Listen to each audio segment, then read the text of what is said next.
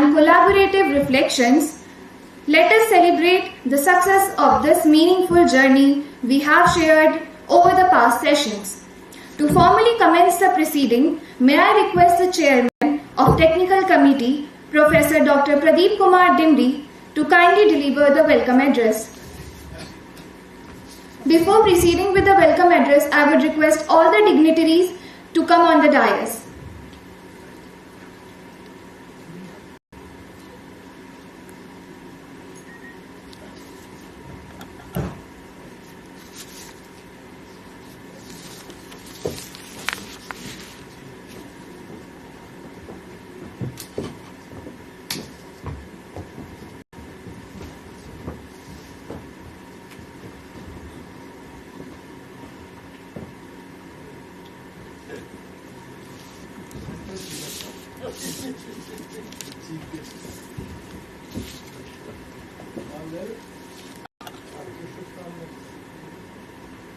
Thank you, dignitaries, for adoring the dais. Now I would request Chairman Technical Committee, Professor Dr. Pradeep Kumar Dimri, to present the welcome address.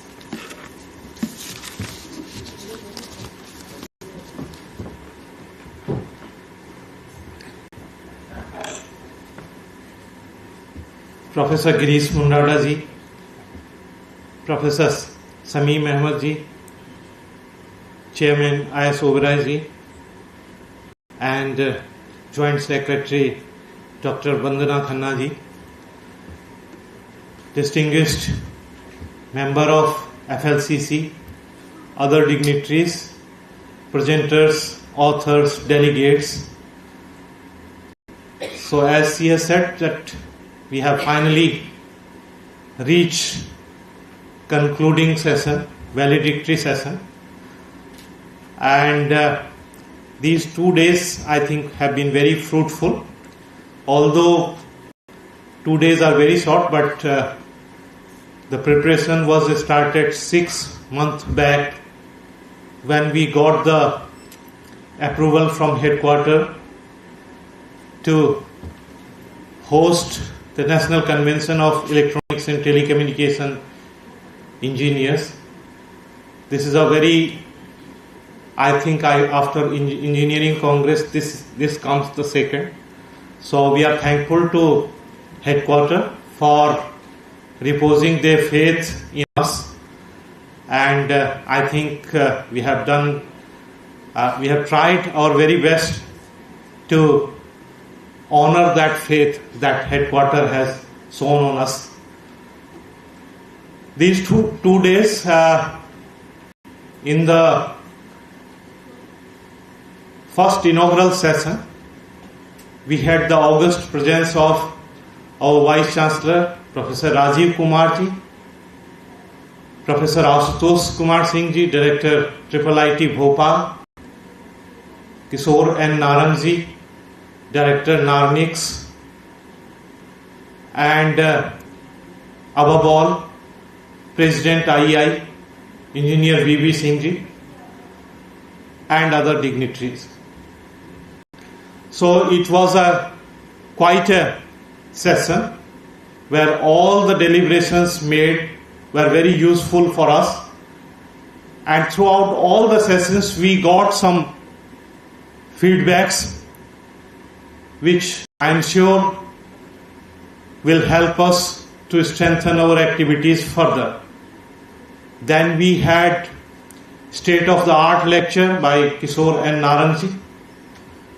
He is a quite active IEEE member and doing quite a lot on the electronics standardization, IoT standards he is developing, and on our request he adjusted his program. He was supposed to fly to South Korea on that day, so we are thankful to him. And then we had most prominent feature of the NCET, which is Professor S.K. Mitra Memorial Lecture. Unfortunately, we had to shift it. Professor Ashutosh Kumar had some personal problems, so he had to fly out, and it was at the very short notice. Professor Alok Kumar Dey filled and he delivered a very useful practical session that was Professor S.K. Mitra Memorial Lecture. Then we had technical sessions, and all the technical sessions were conducted here only. There were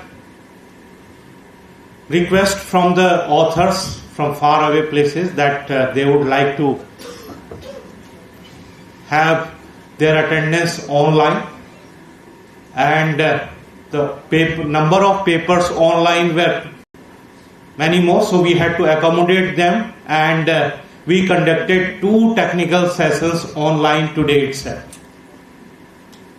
So overall, the review process was quite strong. We received more than 80 papers, and after that reviewing, we zeroed in on around 50 papers, and after this post-conference we will be deliberating all these things, and we will be bringing out the proceedings of this conference. So I urge all the authors, please, we'll be sending you the mail. You have to confirm your address if you are far away places, otherwise you can pick up those proceedings from our center. So please respond to our mail also. Then day 2 began with Brigadier Adarsh Kumar Bhardwaj deliberating on a very apt issue, the usefulness and applications of IoT and embedded systems in strategic affairs. So when we think of engineering, we think it is a very boring, but it is there in games, it is there in war also. So he quite beautifully, because he is a technical hand, and he also had the first-hand experience of counterinsurgency, and he told that in counterinsurgency, in war and everywhere there is an embedded system, and moreover, he also said that now the technique of IoT is war ready. So there are 2 areas where if the things succeed, we can say that this technology has succeeded. I consider there are few areas. One is your space technology. There is no chance of failure. We cannot afford. So redundancy has to be high. Another is war, and the third one is health. So if your blood pressure meter, pacemaker and all these things, if the technology is not well tested, it cannot be said that it has passed the test. So that was a quite useful lecture, and then we had a quite absorbing panel discussion, and we are quite fortunate that Professor Samim Ahmed, Professor T.K. Sarmaji and Professor Kulwant, they deliberated and touched all the issues relating what future holds for us with regards to future of electronics engineering. And I think most of the options were ticked, whether it is industry, whether it is academia, whether it is infrastructure or anything. So it was quite an observing session. I thank all the panelists for making it and deliberating on the issues, because it was direct from the horse mouth. Then as I told you, that we had 2 technical sessions where around 18 papers were read online. We had 2 technical discussions, and then we are now concluding with this valedictory session. So I welcome all, and despite our hard efforts, despite all the efforts, there must have been some errors on our part, some lacunas on our part, and I request all to forget those things and take out all the good memories from this National Convention of Electronics and Telecommunication for Electronics and Telecommunication Engineers. So again, I thank everybody, and I hope the biggest contribution any member can make is his time devotion. Because आजकल जब भी बात होती है तो हर व्यक्ति यही कहता है कि उसके पास समय नहीं, लेकिन बिलीव मी, सूर्य, चंद्रमा ये सारी उसी गति से चल रहे हैं, उनमें कोई परिवर्तन नहीं आया.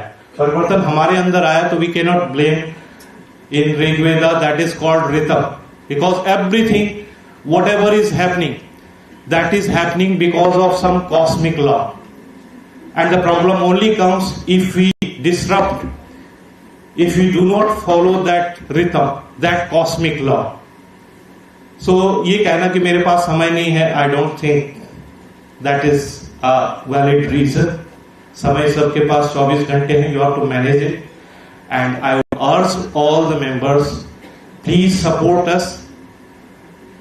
I am thankful to all the authors for their overwhelming responses, and I hope in future also you will continue to patronize us. I am very thankful to all the members present on the dais. Thank you very much.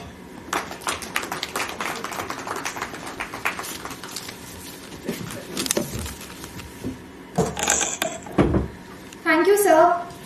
Respected attendees, now calling upon the stage an eminent figure whose experience is invaluable. I would request Engineer I.S. Oberoi to deliver the welcome address.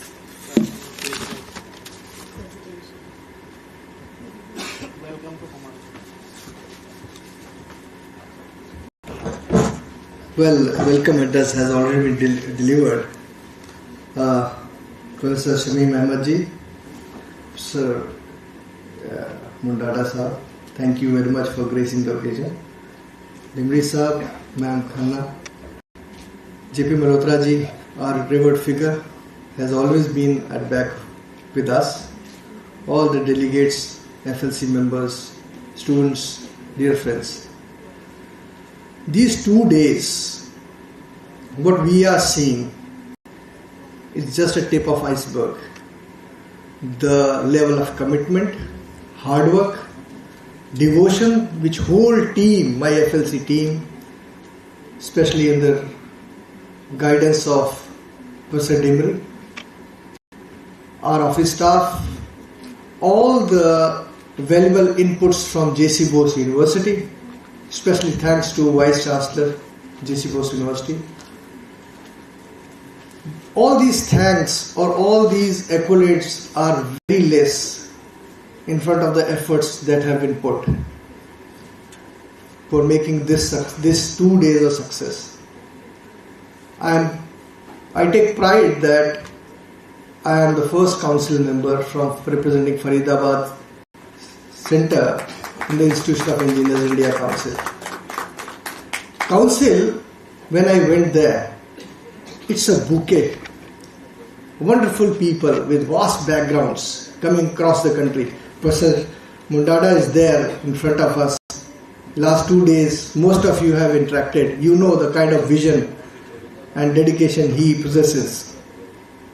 He has flown all the way from Pune to grace this occasion.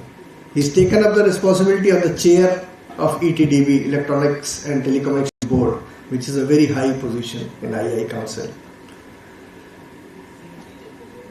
What I want to say is that all the people who have worked hard, they have made our center proud. And this is a shining star for IAI in the council, sir. And I believe the council will take note of it and request through good offices of Vice President that he will prevail upon the council that IAI Faridabad Center should be given another chances to hold other events as well. Because I know the skepticism remains when you are a very small center. And the heights where Institution of Engineers there today we have, no one wants to take chances for the event like this, which is number 2 event in IAI calendar. But I think we have proved our worth, sir. My team has tried to deliver the maximum, and I am thankful to all the council members. Council members from Punjab State Centre, Chandigarh Centre, Delhi State Centre, they have come all the way, sir, driving to this convention, making our inaugural session, and even heartfelt thanks to the President, Engineer V.B. Singh ji, because obviously as a President you've got many priorities, and Engineer V.B. Singh made it a point that he was there for 2 days with us.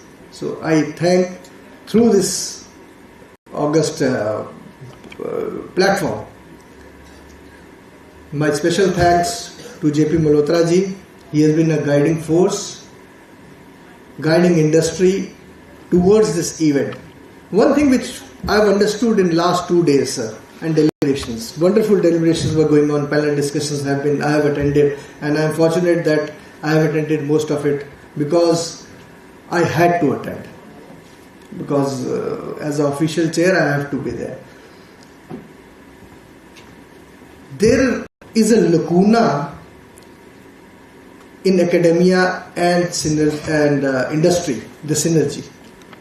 These points have been taken well in this conference, and I think I and Professor Mundada were discussing that I would propose in my center that let us have a meet of industry professionals under guidance of J.P. Malhotra ji, wherein our industry professionals can prepare white paper which we can put up on our website, inviting suggestions from across the country through the offices of IA headquarters, what needs to be included in the curriculum, in the pedagogy, which then can be forwarded from the IA headquarters office to universities who are our institutional members. Let them include some points which the industry wants, whether it's a special training, whether it's a special workshop, whether it's a synergy bond, whether it's conferences. I think those things can be incorporated, because ultimately the success of the country from these two pillars have to be synchronized. You can't work in isolation, neither industry nor academia. So I think conferences like this, conventions like this, they actually hold and tell you, yes, this is a point where I think improvements need to be done. मैं बहुत शुक्रगुजार हूँ आप सबका, आप लोगों ने time निकाला, जो नहीं निकाल पाए उनकी व्यक्तिगत मजबूरियां रही होंगी, और मैं चाहूँगा कि अगले फंक्शंस में I am thankful to all the students out here who have made it a point to attend the valedictory session, and very many thanks to all of you to be there. As a chairman and a council member for Faridabad Center, a heartfelt thanks to all of you for making a success. Thank you very much, sir. Thank you, sir, for your inspiring words. It is now my privilege to invite our esteemed guest of honor, Professor Shamim Ahmed, to address the gathering. Ladies and gentlemen, please give a huge round of applause.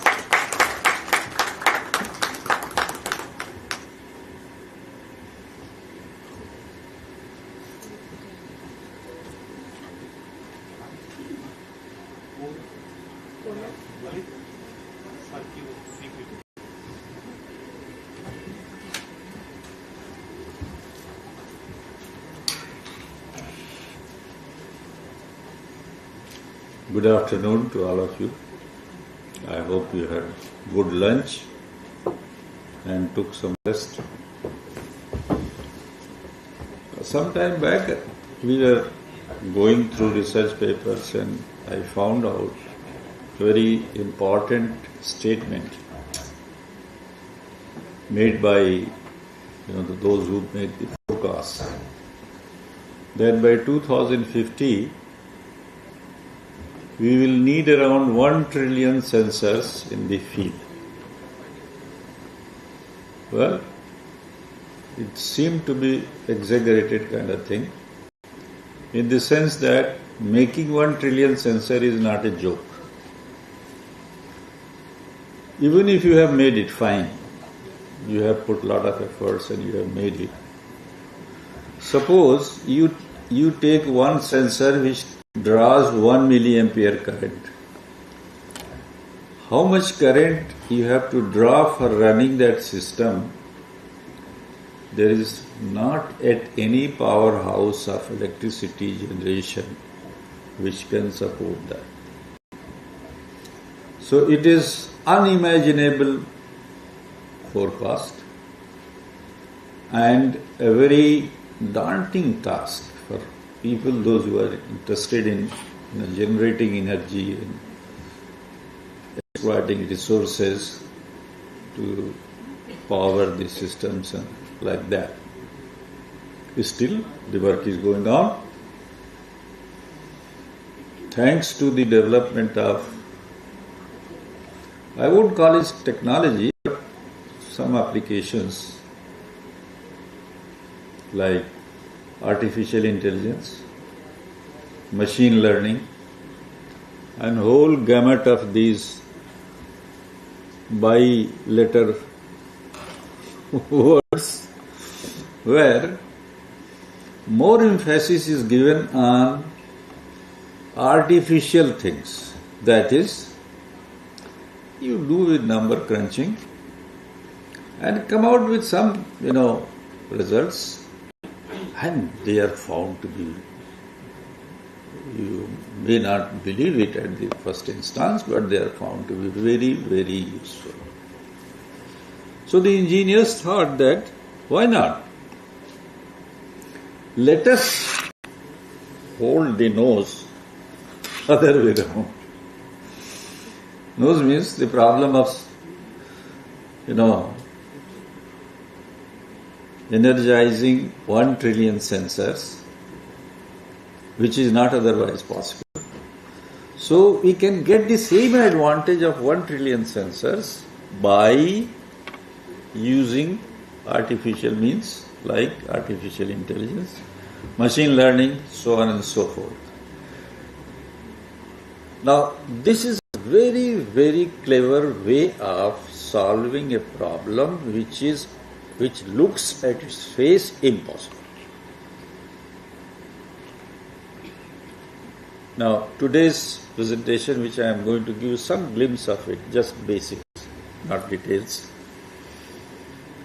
that how it emerged and how we are going to foresee that in future that shortcoming of power and all that is circumvented by these imaginary technologies. They are all imaginaries. Nothing stays on a hardware. No. Where is the AI? Is there any hardware? It's just number crunching. Software running. Getting some deductions, getting some predictions, getting some forecast of behavior, things like that. Now, if you can do that, well, there is a great hope that tomorrow, by developing these technologies further, maybe we can sort out many problems of human life where we are not able to support, like hunger. Perhaps our management is not capable of taking the global hunger problem efficiently. Now, AI, machine learning, might help to find out ways how to circumvent that with the existing resources. So this hue and cry of UN and all agencies, those who are called global dadas, that's not needed. And it will happen. My conviction is that it will happen. Because the one who has made us, he had enough resources to feed us. Whether it is today or after 50 years or after 100 years, it has been going on till he wants. So, he will give some solutions and we will work out those solutions and we will sort out these problems. मेरा ख्याल है light थोड़ा बंद कर दे तो इसका रंग अच्छा लगेगा. लाइट बहुत तेज है.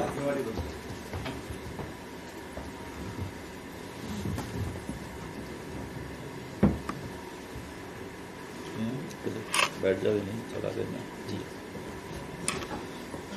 So I have chosen the title IoT plus sensor fused together. That is the future. When you fuse something, then two components which are fused, they don't retain their identity. They have some of their own and they borrow something from the other and vice versa.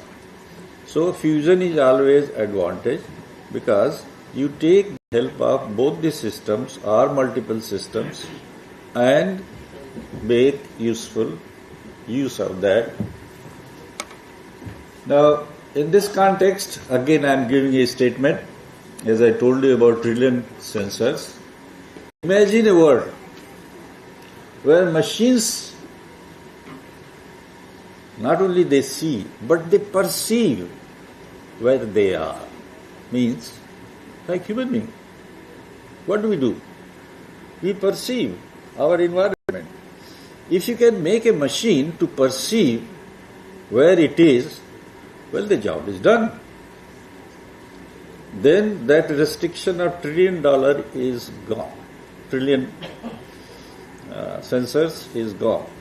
Maybe 100 trillion sensors may be there, but they will not need that much of power to energize as it is common sensor because it is fused in the system.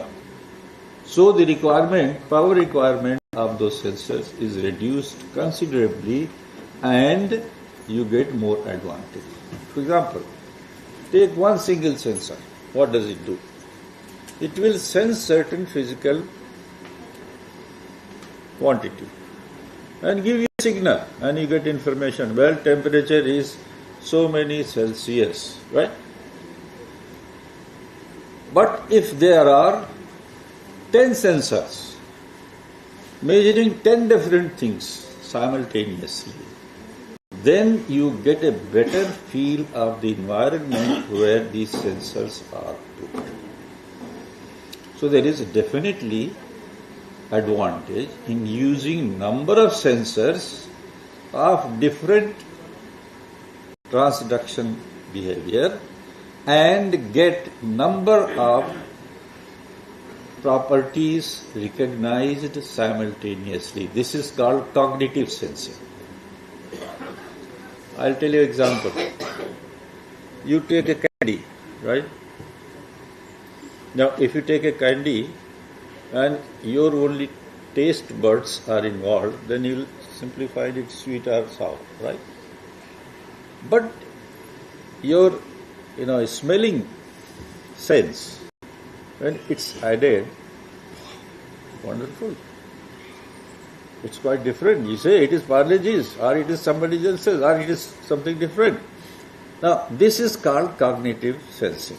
In cognitive sensing, number of sensory perceptions are integrated together to give you a signature of the environment. That's why fusion of sensors, multiple sensors, will be a solution for recognizing the situation under which you are working.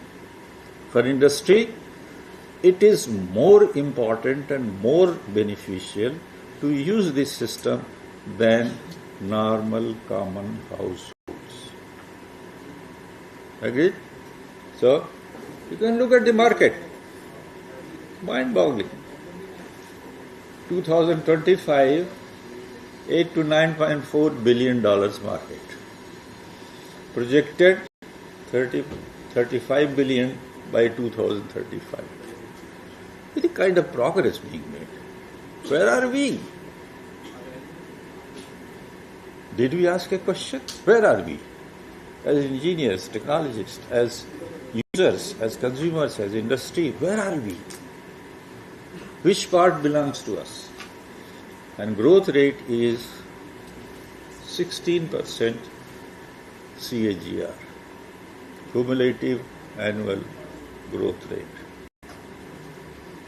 This is how it is. It is going to explode. It is exponential. It is not ordinary growth.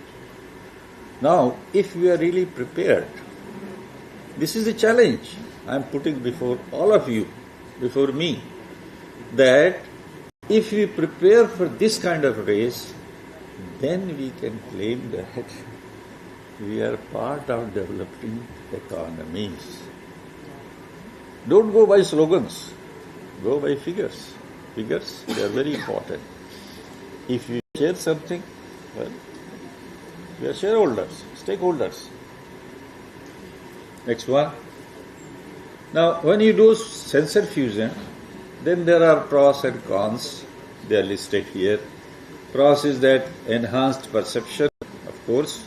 You know from any angle the same thing. Then reduced errors, signal differentiation, and reliable decisions. Cons is they are very complex, cost is very high, and data management becomes enormous. Now you cannot use simple computer.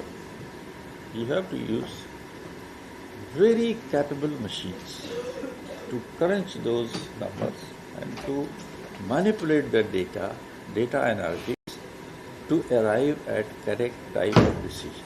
So this is very important. Well, you have to pay for that.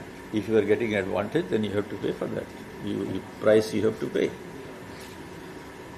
Now, the current landscape, let us look at that. The numbers are that what it matters. IoT device proliferation, the world now has 21 billion connected IoT devices. This figure I am giving you the latest, 2025 figure. This is not old publications, latest. And connected devices, and in 2024 it was 12 to 14% annually. It is increasing. Market explosion, the IT sensor market exceeds $17.5 billion in 2024 to forecast it to reach around $42.21 billion by 2025 at the rate of 22.45 CAGR. Look at it. These figures are not simple. It's not easy to get.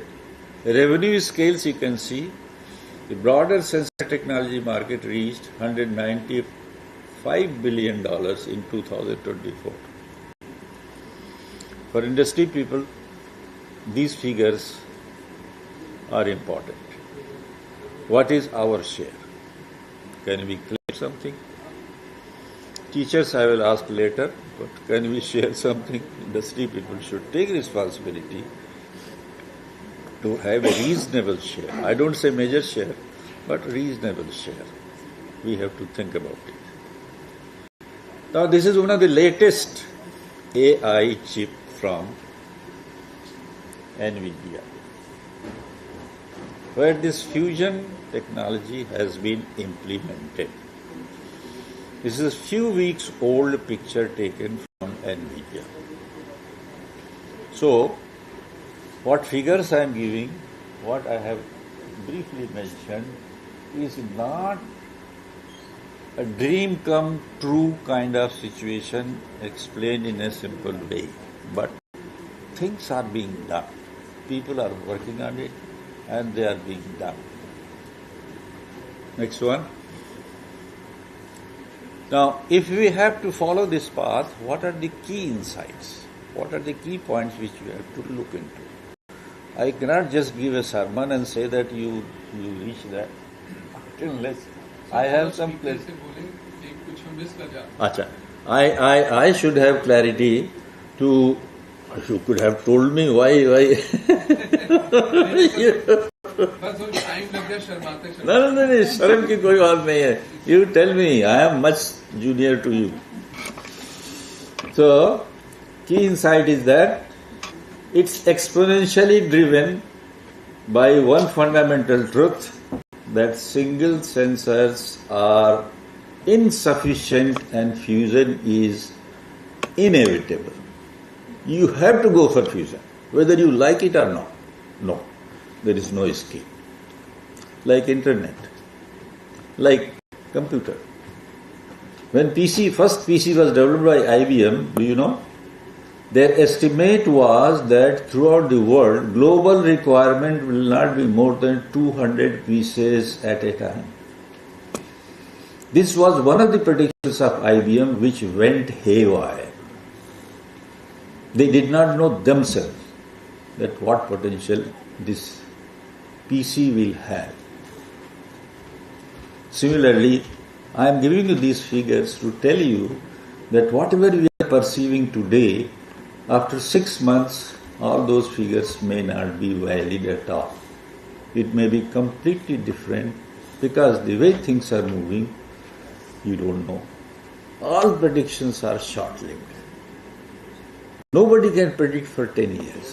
It's only few years from now onward, and that also gets revised every 6 months.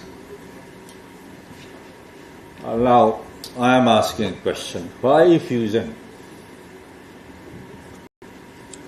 Problems with the standalone sensors are as follows. There is a limited capability, higher error rates, cannot distinguish between competing signals, and unreliable decision making. After all, sensors are used for that, not for decoration. They are used for making decisions, and if decisions are not correct, well, this is useless. Investment in sensors is no meaning. So, you have to be very careful about it, that investment should be such that they prove that your production is up by substantial advantage. Next one. Sensor fusion solutions I have suggested here. Of course, it is not my suggestion. I have collected from the latest references and the experts' views. By integrating data from multiple sensors like LIDAR, millimeter wave radar, cameras, ultrasonic sensors, inertial measurement units, we believe high accuracy in perception, greater robustness, and real-time processing of immediate response. Remember it. Most of the sensors, they have lag. The data when it comes and the time when it was measured, there is a lag. But here today people are talking of instantaneous online measurements. So, which is a very, very tough requirement, and it is not going to be met by all kinds of sensors. Only there are certain real-time processing for immediate response, enhanced reliability and safety. So your system should be having enhanced reliability and safe. Progress and innovations in technology. I am taking certain examples to show you what are the progress we have made. Automotive sector, 48% market share it has, major.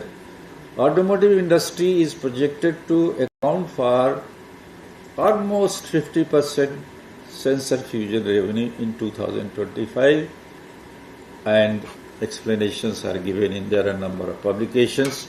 If you are interested, you can look into it.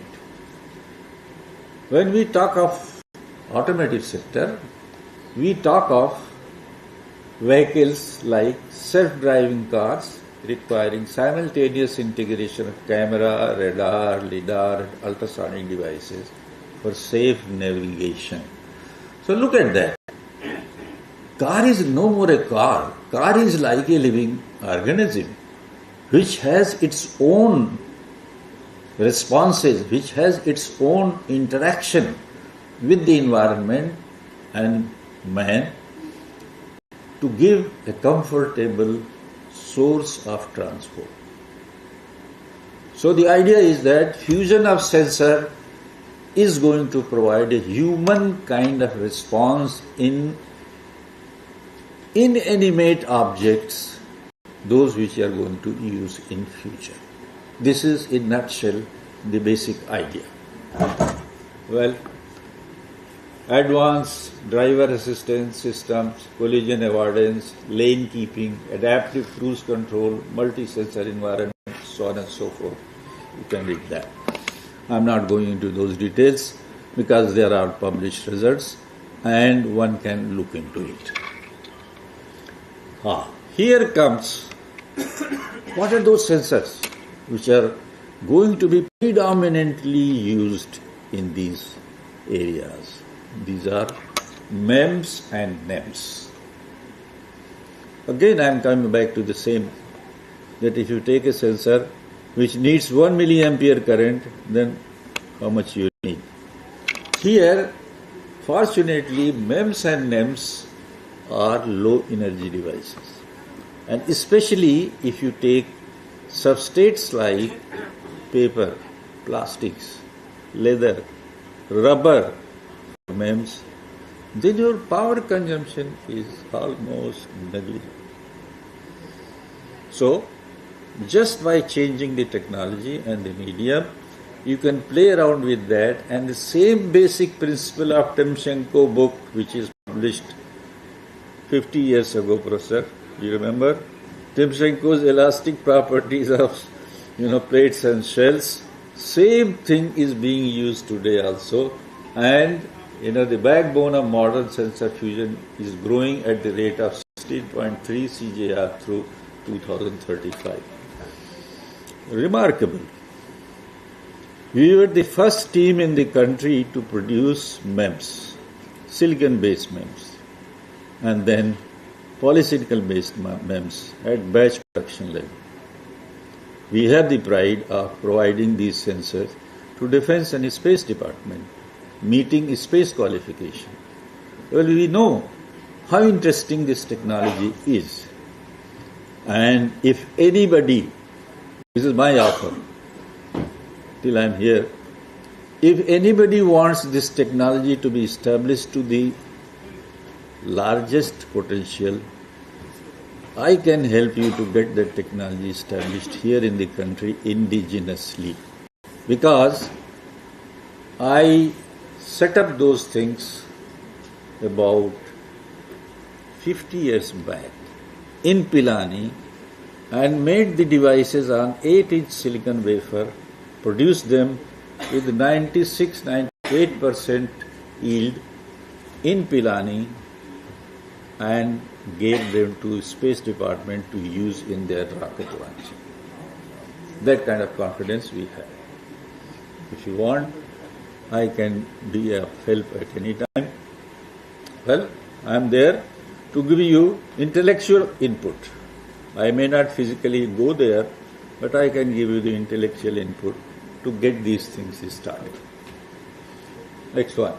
Key benefits of MEMS sensor. Well, I won't go through that. This has its own advantage, and that's how it has become a full-fledged industry compared to ICs. These are called smart machines, or these are called, mechanical systems, which are now fairly complex, where VLSI, MEMS, they're all integrated together in the same chip. So, the power consumption is minimum, accuracy is very high, and production rate is, yield is quite high, and they have great hope and future in sustaining the fusion.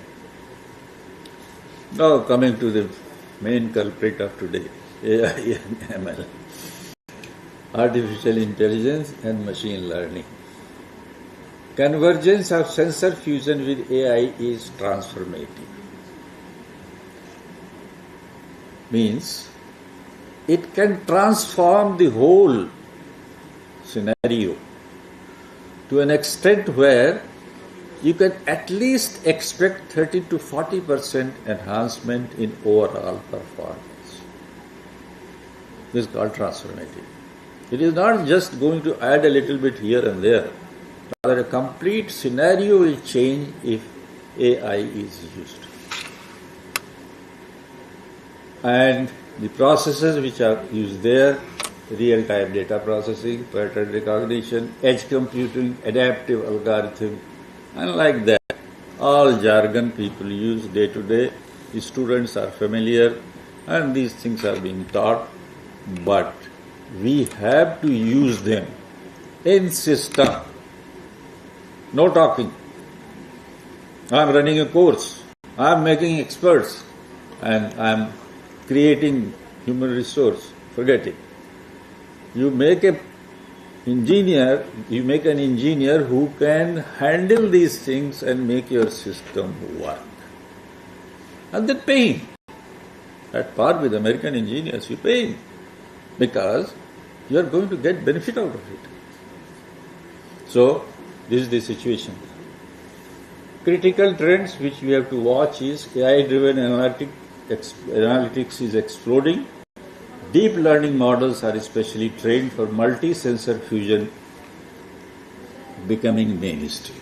Now, when we say deep learning, what do you mean by deep learning? It is not merely a definition. It is something which tries to implement things as human mind implements. As we do learning, we are trying to copy or we are trying to come closer to that and use deep learning techniques. So it has huge potential. As we refine this deep learning, our capability of using sensors and maneuvering the system to get best out of it will be more near to reality than simply a textbook talk. Then drug delivery precisions, implantable sensors, tracking medication level and biological responses, personalized health analytics. Now, today, the buzzword is that why do you give one medicine for all? Even a cough and cold medicine should be given according to the person. Well, look at that. How expensive it will be. That for everybody, you are formulating the medicine and delivering it. And how? Looking at the genetic makeup, where is the problem because of which certain infection has come, and then you are suffering from that, and what are those infections combined together, and what not, so and so and so forth. All will be studied by AI, ML and related technologies, and then your horoscope, health horoscope will be prepared, and that expert will tell you which kind of medicines should be designed to give you and to cure you. This is called personalized medicine, which is precisely prepared according to your genetic code. So, everybody has got freedom to get cured of diseases according to his genetic makeup and get the advantage of that. Immense benefit. If you look at Ayurveda, if you look at Unani, you might be surprised. They are getting revived because they were to a certain extent personalized medicines. They are not general purpose. The fellow Attar, what he used to do, he used to take 20, 30 herbs and go on putting small pinch of here and there and no, this fellow has got hot temperament, so he should not be given this thing. Something else should be put into it. And they prepared these medications and gave, and people used it and they got benefit out of that. But point is that became something which people forgot. And there are certain reasons behind that. I am not going to those details. And purposely that has been put at the back burner. Again the things are getting revived and same principle is being... I have published a couple of papers where I have proved that Unani medicine is as precise as any molecular medicine. I have done it myself by taking a fluorescence spectroscopic image of the medicine while it has been administered to you. For example, you take turmeric. I can tell you where the turmeric is going in your body by putting you under fluorescence spectroscopic equipment, and whole body image comes out of that. So this has been proven by us. But if you want to do any research, no. Because it's irony that our Unani and Ayurvedic people, they say that it is nanomedicine. It is not Unani medicine. See, in the forenoon, what I said, that temperament, scientific temperament, that has to be changed. They are worried more about whether it is Unani component or it is, molecular component. They are worried about that. Not that the medicine will be useful for individuals. So, we are responsible for our position, nobody else. Had it been in developed countries, and they are doing it. They are trying to do that. They are putting many things into molecular medicines and vice versa. Now, smart manufacturing, that's another area which is very important. I have shown something here, just symbolic. And some of the figures, more than 60% of the new industrial robots incorporate multi-sensor fusion based on 2024-25 data. Look at that. This is the kind of importance of sensor fusion, IoT and sensor fusion. Next one, Lalit.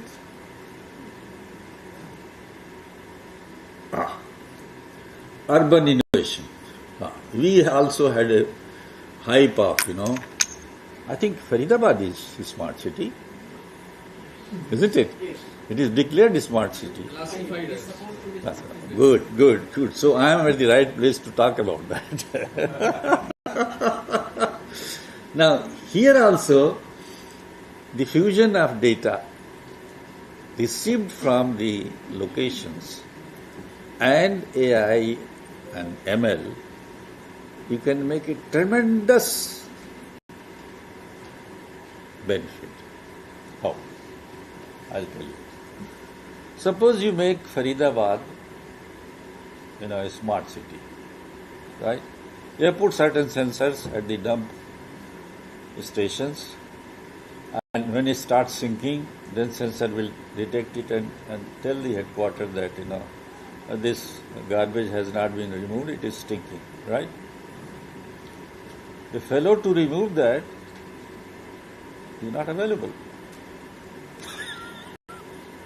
Because he is a daily wager.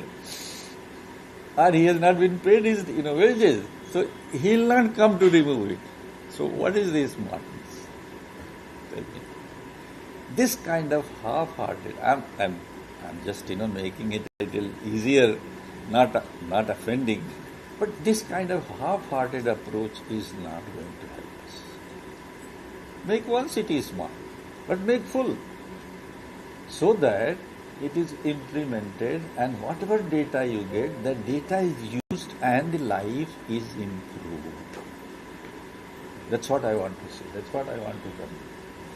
Not that on paper. Well, it is a smart city and so many sensors have been put. When you go there, today there is no supply.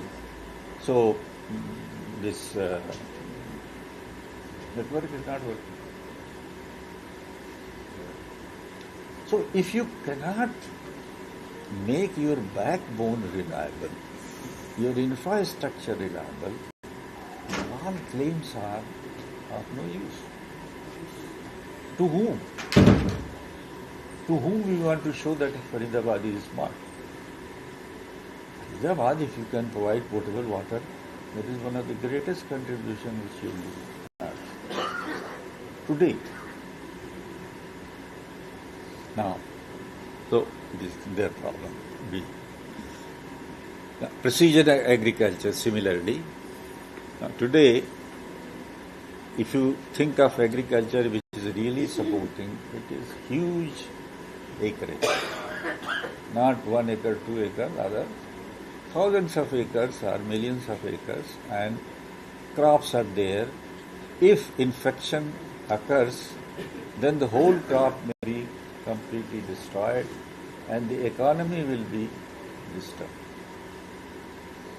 Now, this data fusion that is through sensors and IoT, if you can do that, it's a tremendous help. I think I have given a figure. Cost of integration, customer sensor fusion solution still command premium pricing, 10 to 20% of the hardware cost overhead. This is the latest figure I am giving you. Now, next one. Industrial adaptation. It's a big question. When should industry adopt? Whatever I have been describing, it appears to be a fairy tale published in research journals like Nature and Science and things like that.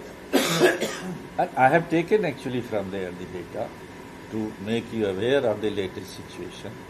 But until unless industry adopts it, same question which we are discussing in the forenoon, academia industry collaboration.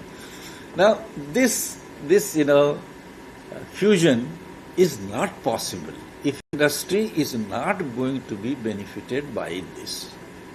Let me tell you the statement I am making, that it will not be possible to sustain until unless industry adopts it, uses it to its full capacity and gets returned so that it can be sustained.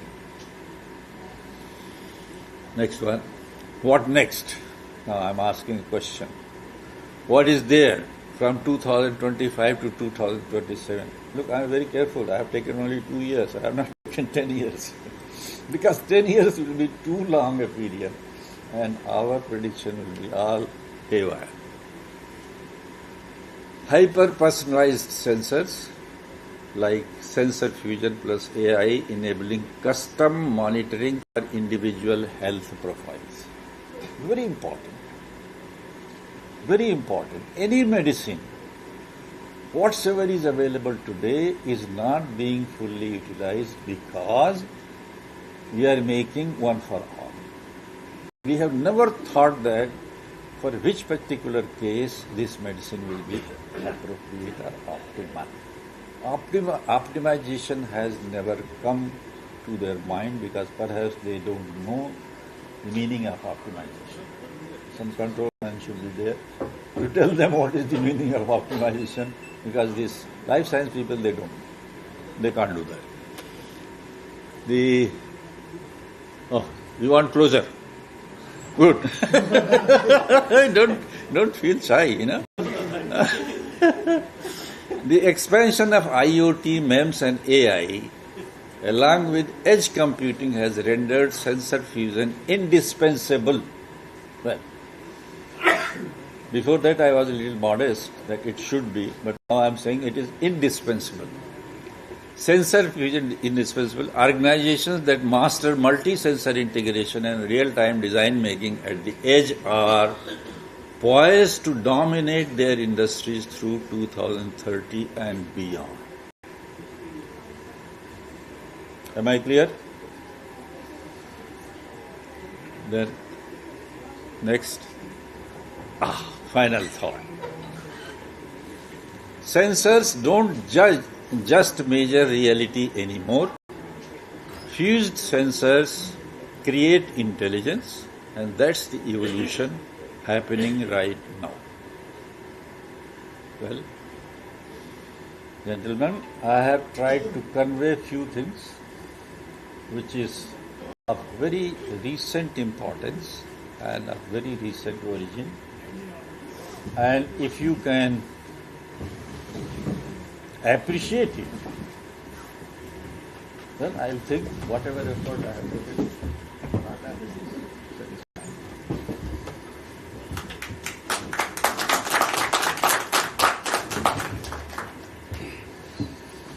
Well, please do ask and fire questions on me. If I can answer right now, I will do. Otherwise, I will go and consult my... One question is there. Please. What is the future of quantum sensing? Quantum sensing is little utopia. See, these people from physics department or physics faculty, they are very abnormal people. I also belong to that particularly, so I know them very well. They are very abnormal. They go on doing things which they don't read right now. But they think that perhaps in future sometime it will come and they will use it. So quantum computing and quantum sensing is high today. Very little work is going on exploratory basis, but there is no sensor yet which has been. Quantum means what? Let me explain to you in a very simple. Suppose an electron I put here, right? Such a big chunk of material I put on it. It loses its height because it goes and mixes with the rest of the electrons and it becomes one of them. Right? Somehow, if I restrict that size to so much that it can not accommodate more than one electron. So, that electron is now recognized. Now, if we use the property of that electron for sensing, then we want to this is when electron loses its identity by being part of millions and billions of them, then it is no more electron. It is just a swap. But if it is only few, 1, 2, 5, 10, then it retains its identity. Mind it, it retains forever. Now, if you can use that for detecting such and it will detect because its electronic nature is susceptible to changes around. So, you will detect a detector, it will detect a protein, it will detect a virus, it will detect a structure, it will detect anything you use.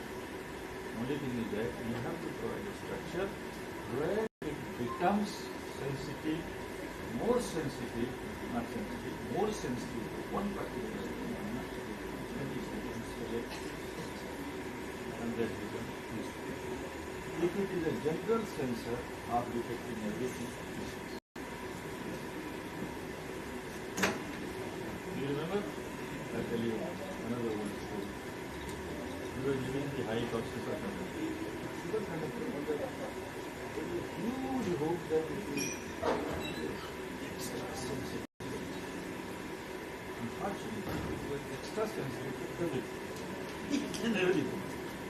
Each and everything. It was extra sensitive.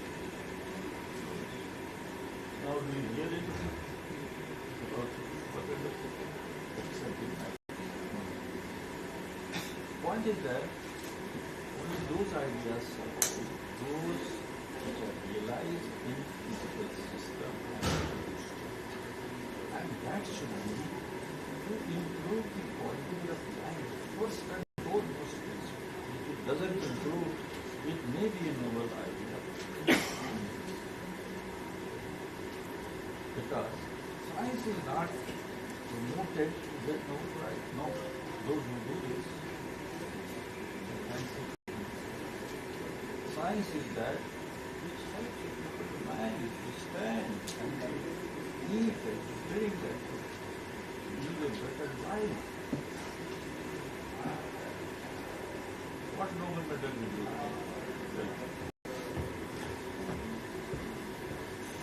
I am asking a very simple question. What my degree will do to that if it is not helpful? If I have made something which is not helpful, I am nobody.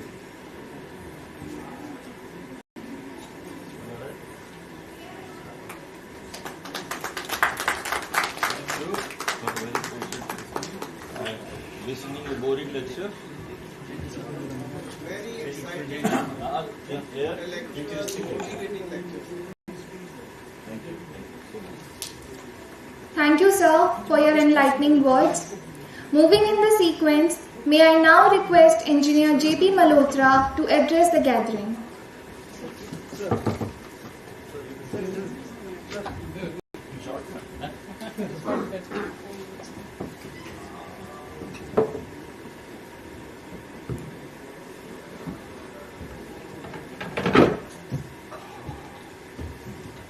सा इसको घुमा देंगे जरा, बहुत comfortable. सुशील कहेगा आवाज नहीं आ रही। इज इट ओके नाउ सुशील? नहीं सर, यू आर स्मार्ट, वो थोड़े इमोशनल है आप।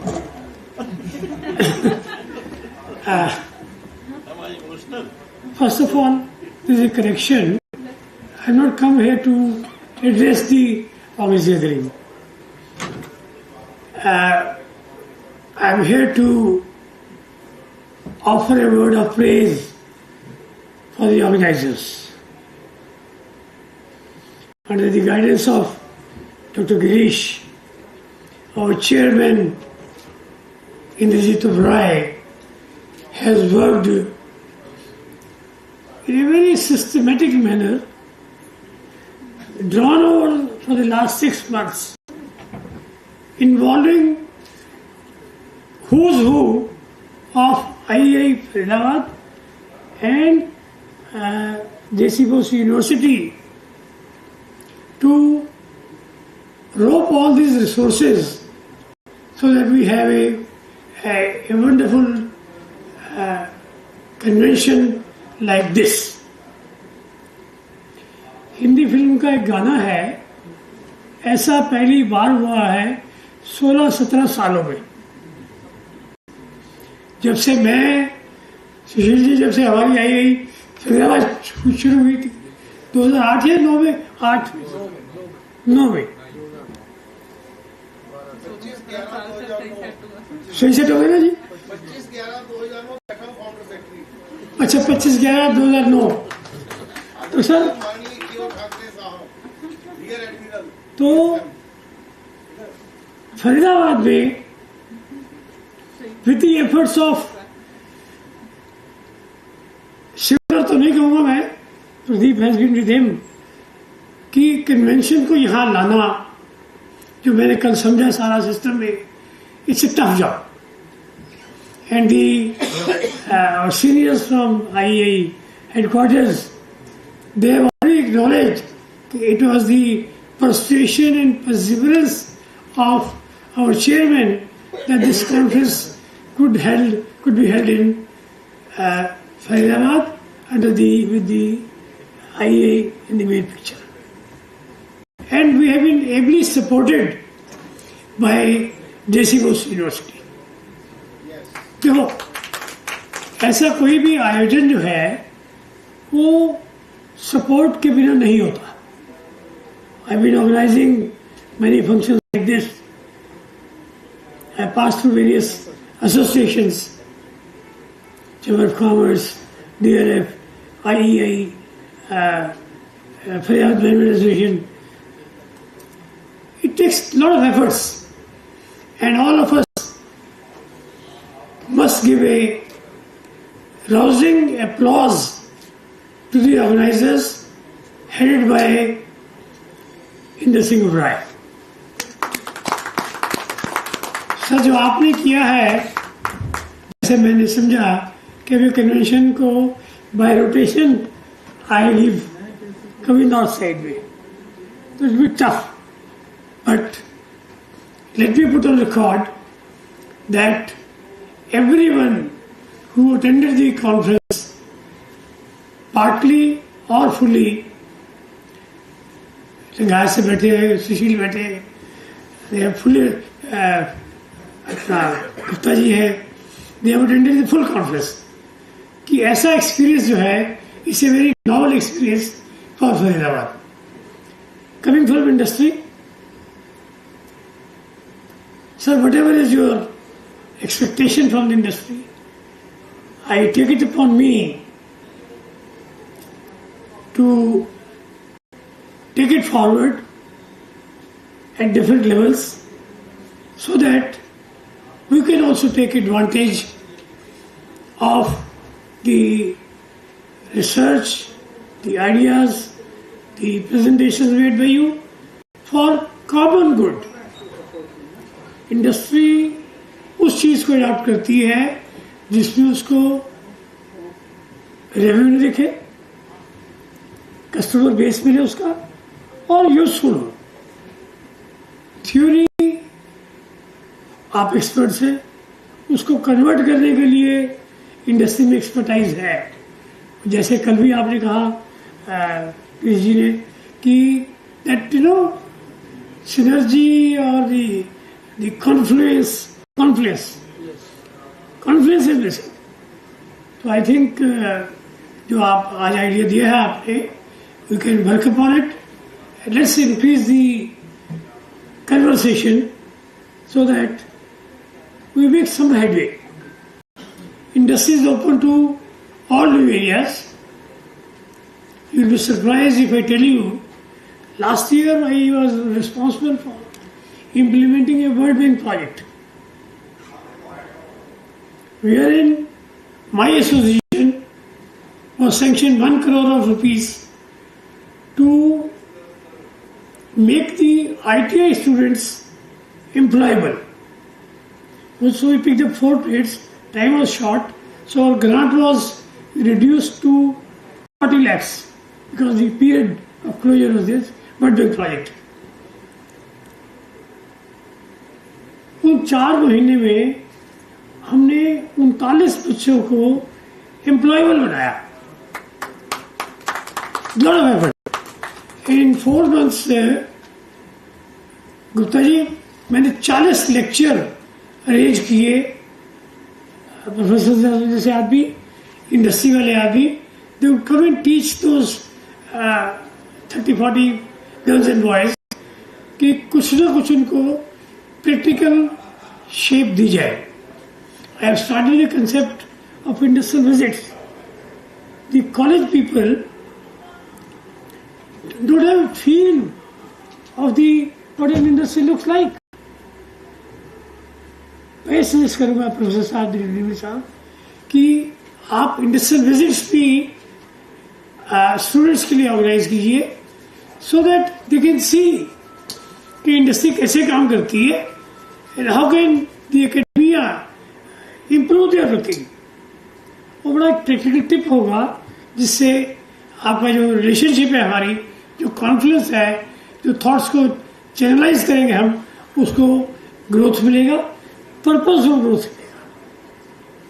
With this words, once again I thank and express my gratitude to the organizers because they have interacted with the industry. Many members of the industry associations were there yesterday also. I'd like to carry forward the role that you may assign to us. थोड़ा हमारी profitability का ख्याल कर लेना उस बस, क्योंकि MSME sir आप तो जानते ही सर कि इन्वेस्टमेंट लगाते हैं तो कुछ ना कुछ तो प्रॉफिट चाहिए ना जी। ऐसा काम दीजिए, ऐसा आइडिया दीजिए। अभी सुशील जी मुझे कह रहे थे भाई सेंसर की एक फैक्ट्री लगवाई है यहाँ पे, गुड आइडिया है जी। दान तो सर, मेरा दान आप सुनेंगे तो हैरान आ जाएंगे। This is not a forum to talk about that. Industry का भी व्यू पॉइंट होता है इन्वेस्टमेंट करने का, वेरी प्रैक्टिकल। तो सर मैं गलत तो नहीं कर रहा, तो दोनों को मिलकर अगर फायदा हो तो industry is always ready to. एक मेम्स की इंडस्ट्री लगवा दीजिए ना यहाँ फरीदाबाद में। It is for industry to done. हाँ, you take all technical expertise from experts, world known experts. सबसे बड़े फिलांथ्रोपिस्ट आपके सामने खड़े हैं, फाइनल करते हैं कि 10। I am a small man, लेकिन industry is definitely looking forward for the gains from this conference. Thank you very much for giving me question. Thank you.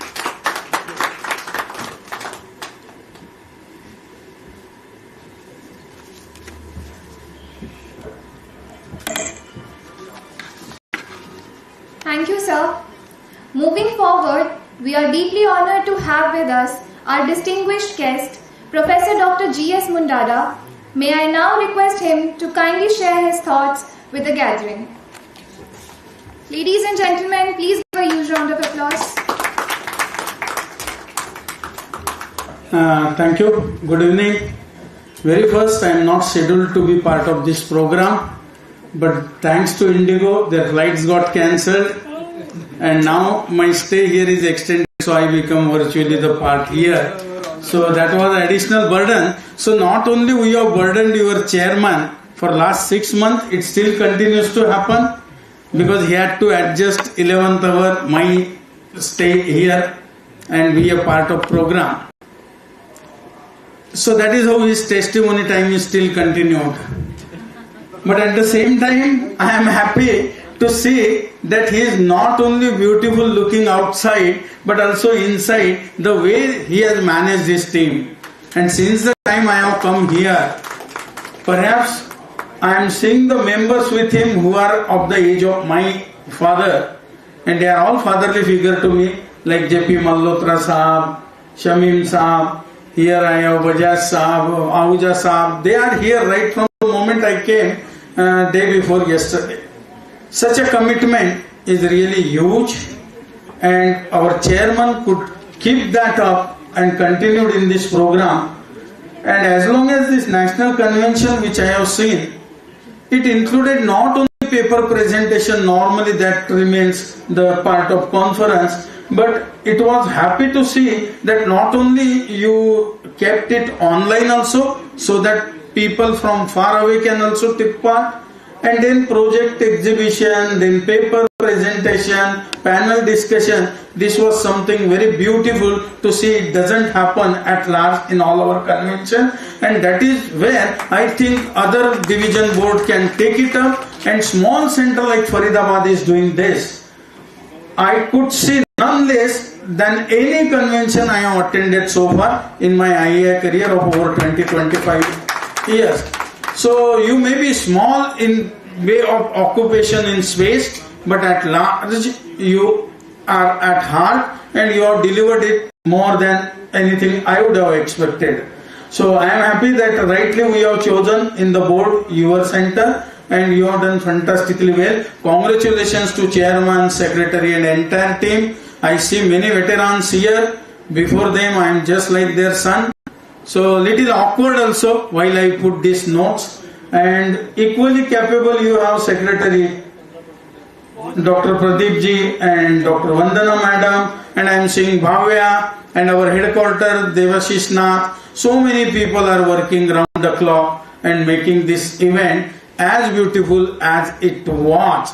And I feel those people who could see are lucky, and many like students I see here, I have appreciation for you also, those who are sitting at back, that they are holding them up for last 2 hours here in this session, and many could not take advantage, as I have been given to know that they are undergoing exam. But really it was fantastic, and center have made it live, so later on also they can see it. So many beautiful things are being included. I congratulate.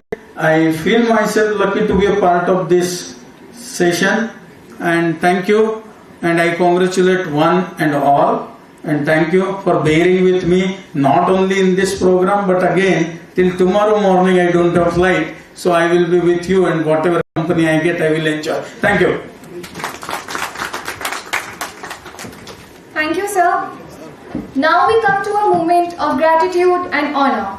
I request the dignitaries on the dais to kindly present mementos to our esteemed guests. I would request Professor Dr. Pradeep Kumar Dimri and Engineer I.S. Oberoi to present the memento to Professor Dr. G.S. Mundara.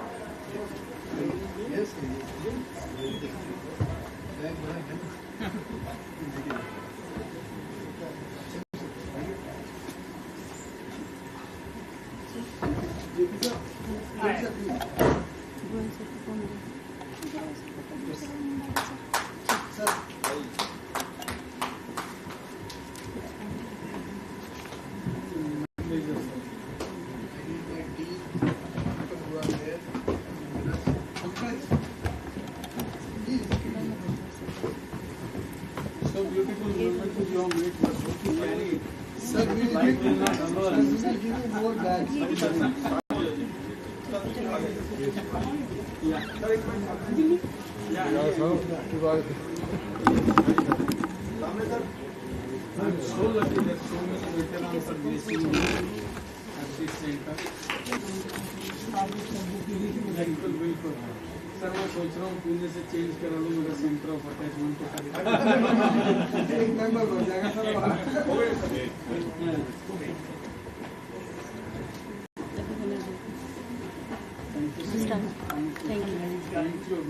Big round of applause. Everyone, please give a big round of applause.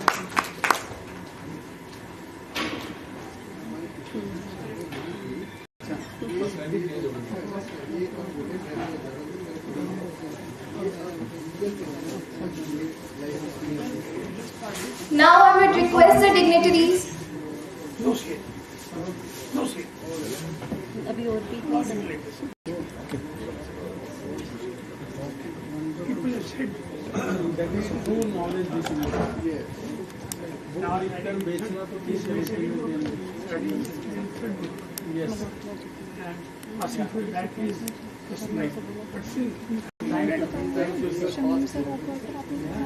I have seen his name in your role of thank you Shamim sir thank you sir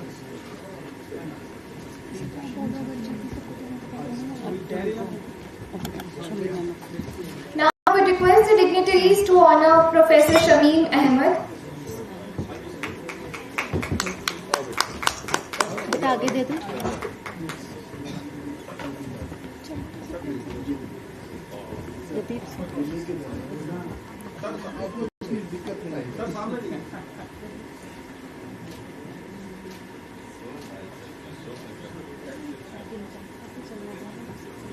बहुत अच्छा है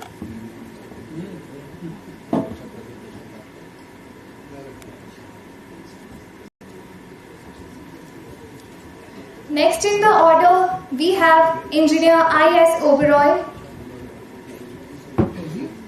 Yes sir. love आगे कर बेटा. actually man of the match तो ये man of the match man of the match man of the series हो जाएगा हाँ वो तो आगे रहेगा ऐसे किसी आपके हाथ से मिल रहा है इससे बड़ी बात बिल्कुल बिल्कुल nice, right?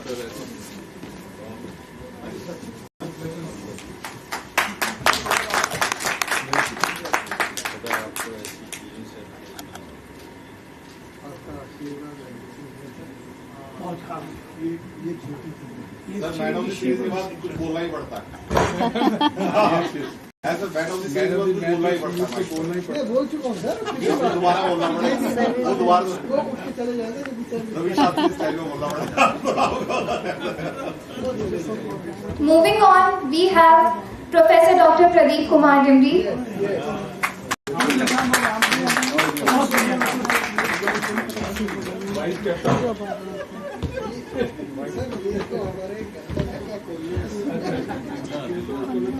हाँ बस ठीक है सही है नहीं हाँ जी keep it up. Very appreciative. Yeah. strong pillars of Freedom and more get ready for more responsibilities Now it's time. आप जैसे लोग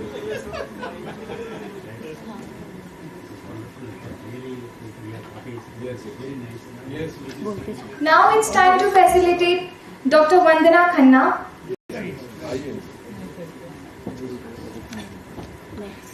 it is our pleasure to have you next you are really a Next we have Engineer J.T. Malhotra.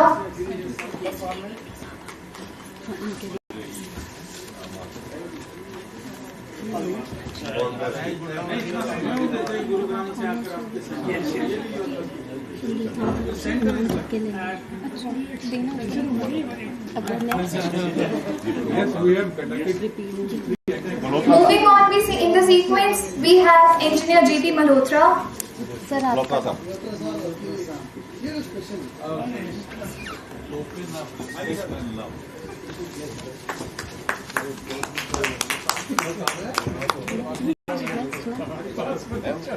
अभी हैं और भी हैं.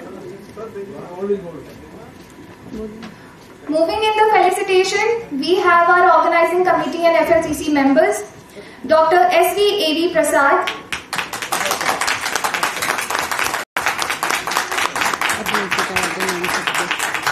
Engineer Sandeep Handa, Engineer J.P. Singh, Engineer Ashwini Kumar Gupta,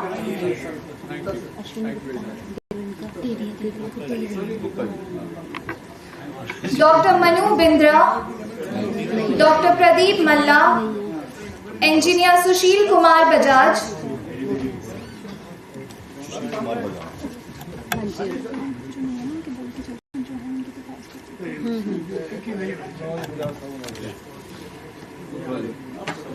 Engineer I.S. Chauhan, Engineer Lavkesh Kumar Ahuja,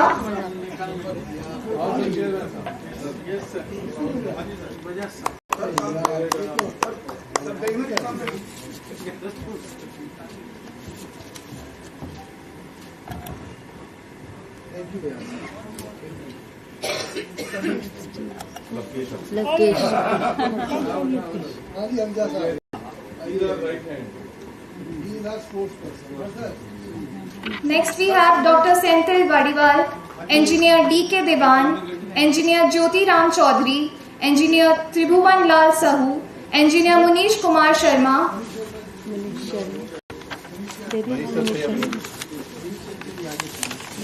Engineer Pankaj Kumar,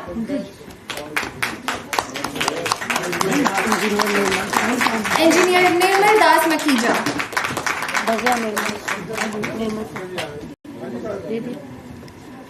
Moving on, we have our technical committee for the felicitation.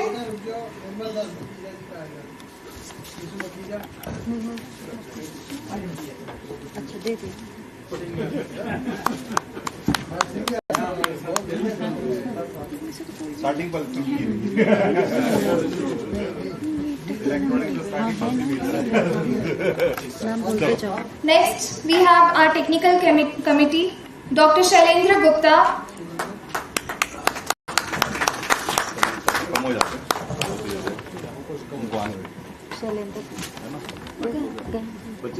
Next बोलते चलो Dr. Shelza Jain,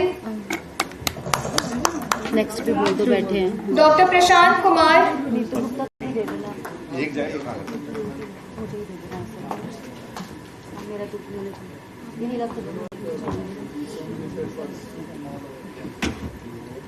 next बोलते जाओ Dr. Neetu Gupta, Dr. Sonam Khera,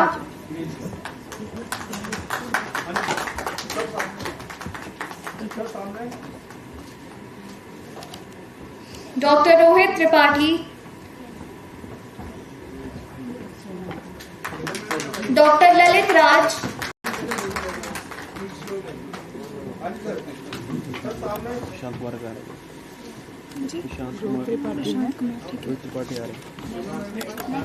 Dr. Prashant Kumar, ये भव्या उधर Rohit Dr. Rohit Tripathi,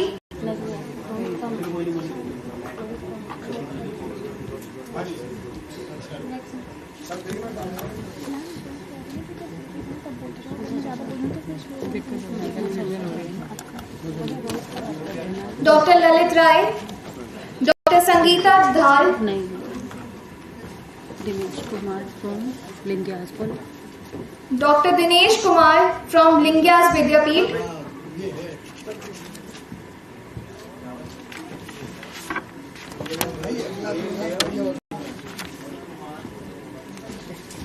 Dr. Yashu Swami,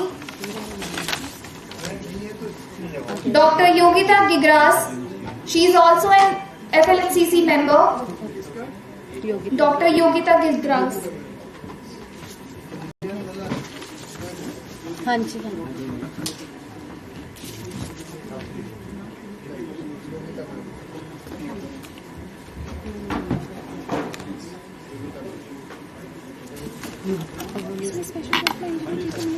नहीं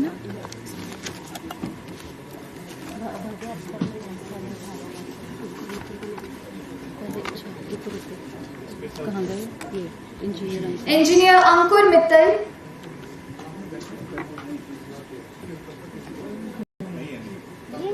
now we have our special guest, Professor S.K. Agarwal,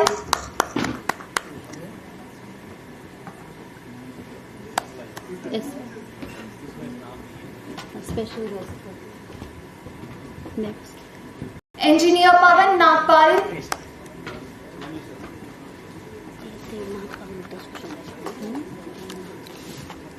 Engineer.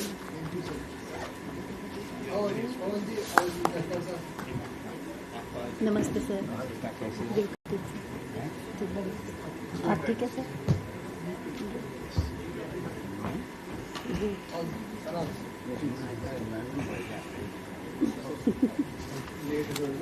नहीं sir. अच्छा, हाँ जी। Dr. Neeraj Gupta,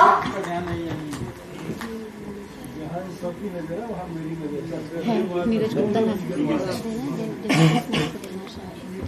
Neeraj Gupta.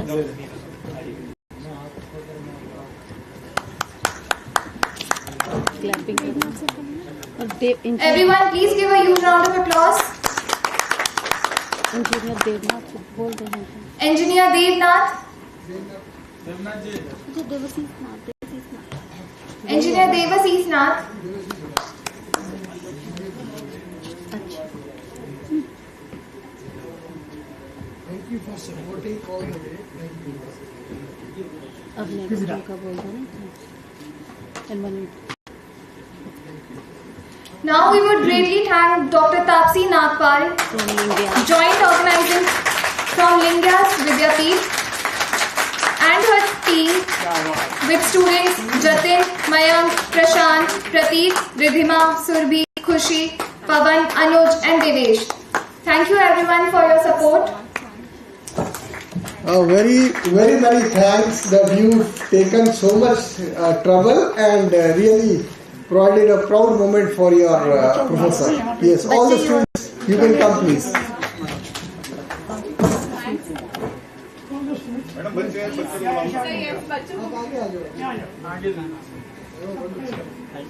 Very good that you are appreciating.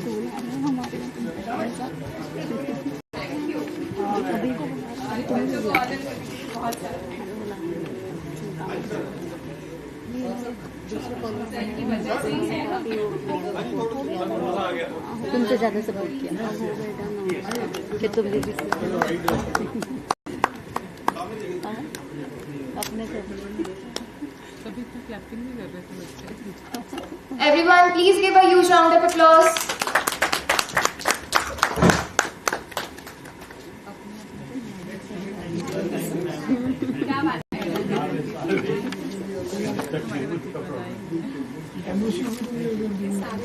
Thank you to all our dignitaries. वो national anthem sir एक minute sir हम अपने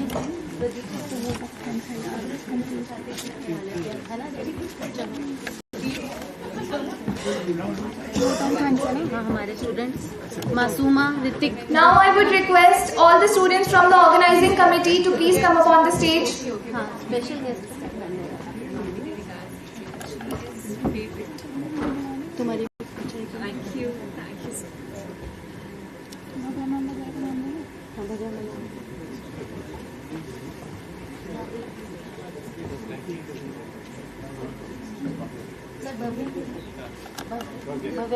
Felicitating one of the members of our organizing committee, Miss Bhavya.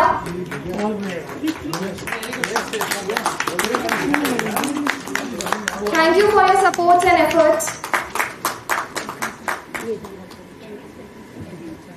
And special thanks to our organizing team. And special thanks to our organizing team. Thank you to all our dignitaries. To express our collective appreciation for the success of this program, I invite Dr. Vandana Khanna, honored to deliver the vote of thanks.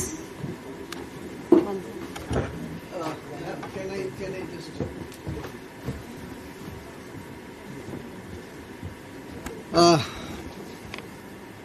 I think so.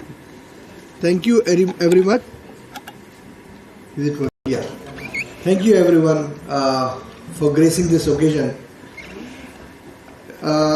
मेरे लिए ठीक नहीं होगा कि मैं इस बच्ची को थैंक ना करूं जिसने 2 दिन हमारे लिए लगाए हैं. I would like Pradeep ji, to few students, Pradeep ji, if we can honor them and give them for their efforts for last 2 days. They have been really working hard to make this event a success. I request Girish bhai to kindly help and You please join us. I am joining, sir. Thank you very much.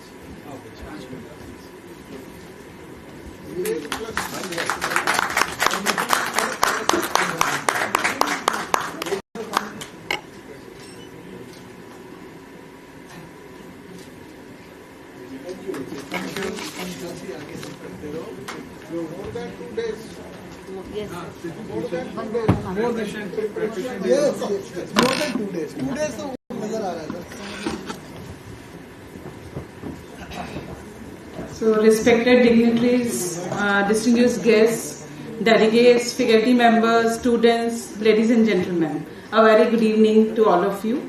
So, as we come to the close of the 40th National Convention of Electronics and Telecommunication Engineers and National Conference on IoT and Sensor-Embedded IoT Driving Smart Connectivity, it is my honor and privilege as the Joint Organizing Secretary to propose a vote of thanks.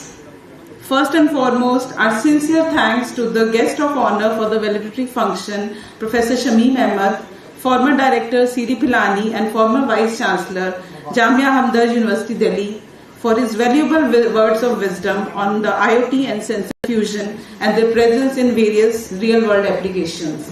And we acknowledge his continued support to the engineering fraternity. We express our sincere appreciation to Engineer V.B. Singh, President IEI, he has left from the event for his commitments, for his guidance and gracious presence, and to Professor G.S. Mundada, Vice President IEI, for presiding over the 2 days of convention and enriching the convention with his insights. We are grateful to the IEI leadership for trusting the Faridabad Local Center with the opportunity to host this prestigious national convention. We gratefully acknowledge the presence and support of the Council members of Institution of Engineers India, whose unwavering commitment greatly strengthens every national convention and every engineering endeavors. My heartfelt thanks to all our distinguished speakers, researchers, paper presenters and panelists who shared cutting-edge ideas and enriched the convention with high-quality technical discourse. We are equally grateful to all session chairs, moderators and rapporteurs who ensured that every technical session, keynote and panel discussion ran smoothly and meaningfully. A warm appreciation to all the faculty members, delegates and students whose active participation brought energy and vibrancy to this convention. We could see that just a few minutes ago. Our sincere gratitude to JC Bose University of Science and Technology, YMCA Faridabad, our academic partner, and for graciously hosting this national convention on their campus. We especially thank the Vice Chancellor, Professor Rajiv Kumar, for his support and for delivering an inspiring inaugural address. A special words of thanks to the Faridabad local committee members of IEI, all senior members, for their continuous involvement, coordination and leadership for this event. And special gratitude to senior members like Engineer J.P. Malhotra sir for gracing this occasion, Engineer J.P. Singh sir who attended it yesterday, and all other members present in front of me for mentoring throughout with their inputs. Before I conclude, I have kept this vote of thanks very short because everybody has already delivered a vote of thanks. So before I conclude, I extend my grateful thanks to the leadership team of this convention, Engineer Indradeep Singh Oberoi, Chairman IEF Faridabad Local Center and Organizing Chairman of this convention, Professor Pradeep Kumar Dimri, Convener, Professor Munish Vashisht, Organizing Secretary. Their tireless efforts, constant guidance and unwavering commitment to the finest details, we could see that in 2 days, have made NCET 2025 a resounding success. Finally, I thank everyone present here physically and virtually, and those who have left the event for other commitments as well, for making these 2 days truly meaningful, collaborative and impactful. Lastly, we cannot forget the teams behind the scene, the technical committee, the project committee team, the IT team looking after all the arrangements here and other venues, hospitality team for the wonderful tea breaks, for the teas and lunches and all, the registration team and all others whom I might have missed by mistake, need a huge round of applause for their sincere efforts for the event. Lastly, we cannot forget the efforts of Ms. Bhavya and Mr. Sonu, unfortunately he could not be here today, and all student coordinators who deserve a round of applause again. Thank you all once again. Wish you a pleasant evening and a safe journey back. Thank you. Thank you.